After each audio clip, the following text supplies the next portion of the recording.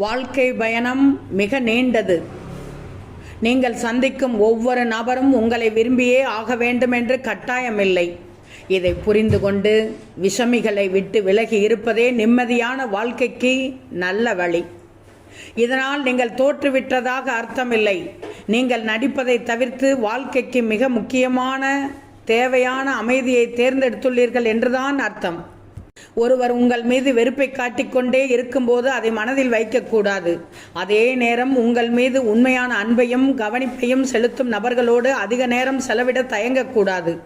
இது உங்கள் மதிப்பை உயர்த்தவும் உங்கள் முன்னேற்றத்திற்கு வழிகாட்டவும் உதவும். நிம்மதியான வாழ்க்கை வாழ வேண்டுமா?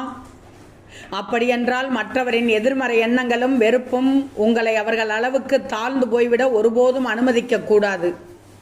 அமைதியாகவும் அன்போடும் சூழ்நிலையை கையாளும் போது அது உங்கள் பலத்தையும் அறிவு முதிர்வையும் கட்டுப்பாடான உணர்வுகளையும் வெளிப்படுத்தும். இதற்கு பின்னும் அவர்கள் நடத்தையில் மாற்றம் வரவில்லை என்றால் உங்கள் கொள்கைகளை வலுவாக பற்றிக்கொண்டு அவ்விடத்தை விட்டு விலகிவிடுங்கள். உங்களோடு பணிபுரிபவர்களாகட்டும், அக்கம் பக்கத்தில் வசிப்பவர்களாகட்டும், அல்லது உறவினர்களோ நண்பர்களோ என பலதரப்பட்ட மனிதர்களோடு நீங்கள் பழகுவீர்கள்.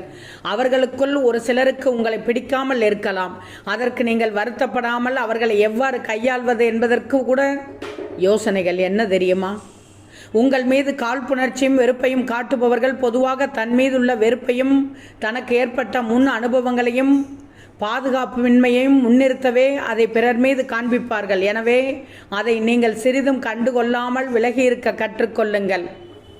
அவர்களின் எதிர்மறையான செயல்களை நீங்கள் உள்வாங்கிக் கொள்ளாமல் இருப்பது உங்கள் உணர்ச்சிகளை கட்டுப்பாட்டில் வைக்கவும் எந்த விதமான எதிர்வினையாற்றும் எண்ணத்தை மாற்றியமைக்கவும் உதவும்.